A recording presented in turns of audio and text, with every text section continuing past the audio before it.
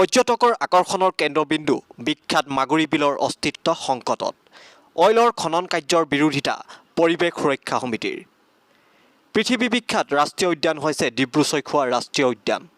এই ডিব্ৰু-চৈখোৱা ৰাষ্ট্ৰীয় উদ্যানৰ কাষতে লাগি থকা মাগুৰী বিলৰ প্ৰাকৃতিক সৌন্দৰ্য আৰু ইয়াত অহা শ শ দেশী বিদেশী প্ৰজাতিৰ চৰাইৰ বাবে দূৰ দূৰণিৰ পৰা অহা পৰ্যটকসকল এই ডিব্ৰু-চৈখোৱাৰ মাগুৰী বিলৰ সৌন্দৰ্য উপভোগ কৰিবলৈ ঢাপলিয়াই আহে। ইয়াৰ ফলত এই মাগুৰী বিলৰ আশে-পাশে থকা বাগজান, নতুন গাঁও, তিনিচুকীয়া জিলাৰ বহু নিবনুৱা যুৱক যুৱতীয়ে উপাৰ্জনৰ এক বিশেষ সুবিধা গ্ৰহণ কৰি আহিছে। কিন্তু অতি পৰিতাপৰ বিষয় যে এই মাগুৰী বিলৰ আশে-পাশে অইল ইণ্ডিয়াই নিজৰ মুনাফাৰ বাবে বহু বছৰ ধৰি খনন কাৰ্য চলাই আহিছে। পৰিৱেশ সুৰক্ষা সমিতিৰ কেন্দ্ৰীয় সভাপতি ঋতুৰাজ বৰুৱাই অইলৰ এই খনন কাৰ্যৰ তীব্ৰ বিৰোধিতা কৰি কয় যে অইল ইণ্ডিয়াৰ এই খনন কাৰ্য বৈজ্ঞানিক পদ্ধতিৰ দ্বাৰা কৰা নাই বুলি অভিযোগ উত্থাপন কৰে। দুবছৰ আগতে বাগজানত থকা এটি খাদত ভয়ংকৰ অগ্নিকাণ্ডৰ ঘটনা সংঘটিত হৈছিল, যাৰ ফলত ইয়াত থকা থলুৱা প্ৰজাতিৰ মাছ, কাছ আৰু চৰাই আদি মৃত্যুমুখত পৰিছিল। অইল ইণ্ডিয়াই যদি এনেদৰে কেৱল নিজৰ মুনাফা আদায়ৰ স্বাৰ্থত মাগুৰী বিলৰ আশে-পাশে খনন কাৰ্য চলাই থাকে, এদিন এই পৃথিৱী বিখ্যাত ডিব্ৰু-চৈখোৱা ৰাষ্ট্ৰীয় উদ্যান আৰু মাগুৰী বিল ধ্বংসৰ গৰাহলৈ যাব বুলি ঋতুৰাজ বৰুৱাই সংবাদ মাধ্যমক জানিব দিয়ে।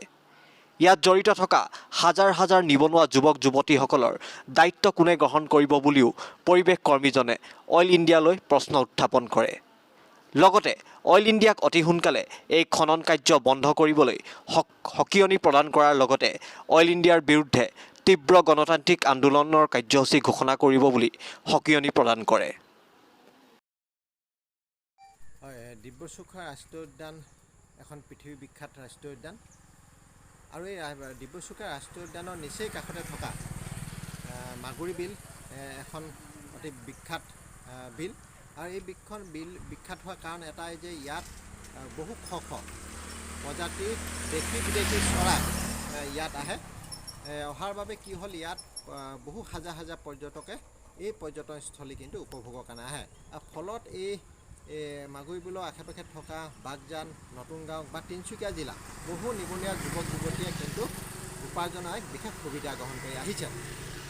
গতিকে কিন্তু এই ডিব্ৰু-চৈখোৱা ৰাষ্ট্ৰীয় উদ্যানৰ লগতে আমাৰ মাগুৰী বিলৰ আশে-পাশে কিন্তু অইল ইণ্ডিয়াই তেখেতলোকৰ মুনাফা লাভৰ কাৰণে তেখেতলোকে বছৰ কিন্তু অইল খনন কাৰ্য চলাই আহিছে। কিন্তু আমি ক'ব বিচাৰোঁ যে অইলৰ খনন কাৰ্য কিন্তু তেওঁলোকে বৈজ্ঞানিক পদ্ধতিৰে বা উন্নত মানদণ্ড প্ৰযুক্তিয়ে কিন্তু তেখেতলোকে কৰা নাই। কাৰণ আপোনালোকে দুবছৰ আগত যদি লক্ষ্য কৰে তেনেহ'লে আপোনালোকে দেখা পাব যে এই বাগজানৰ ওচৰতে থকা এটা খাটত অতি ভয়ংকৰ অগ্নিকাণ্ড হৈছিলে। কিন্তু এই অগ্নিকাণ্ড হোৱাৰ আগতে কিন্তু ইয়াত মাছ ধৰি খনিজ তেল কিন্তু নিৰ্গত হৈ আহিছিল। আৰু নিৰ্গতৰ লগত সেই খনিজ তেলৰ লগত বিষাক্ত তেল কিন্তু আমাৰ এই মাগুৰী বিলৰ পানীত বিয়পি পৰিছিলে। তাৰ ফলত ইয়াত অহা চৰাইসমূহ, যিসমূহ চৰাই, সেই চৰাইসমূহ কিন্তু মৃত্যু হৈছিলে। লগতে থলুৱা প্ৰজাতিৰ মাছ, কাছ আৰু পোক পতংগও মৃত্যু হৈছিলে। যদি এনেকৈ অইল ইণ্ডিয়াই যদি কোনো ব্যৱস্থা গ্ৰহণ নকৰাকৈ বা উন্নত মানদণ্ডই যদি খনন কাৰ্য নকৰে, তেনেহ'লে কিন্তু এই অগ্নিকাণ্ড যদি পুনৰবাৰ হ'বলৈ হয় বা খনিজ তেলৰ যদি নিৰ্গত হ'বলৈ হয়, তেনেহ'লে কিন্তু এই ৰাষ্ট্ৰীয় উদ্যান ডিব্ৰু-চৈখোৱা ৰাষ্ট্ৰীয় উদ্যানৰ লগতে মাগুৰী বিল কিন্তু এদিন ধ্বংস হৈ যাব। ফলত ইয়াত এই অঞ্চলৰ বাগজানেই কওক, আপুনি নতুন গাঁও বা তিনিচুকীয়া জিলা, এই হাজাৰ হাজাৰ কিন্তু নিবনুৱা যুৱক যুৱতীৰ কিন্তু দায়িত্ব কোনে গ্ৰহণ কৰিব।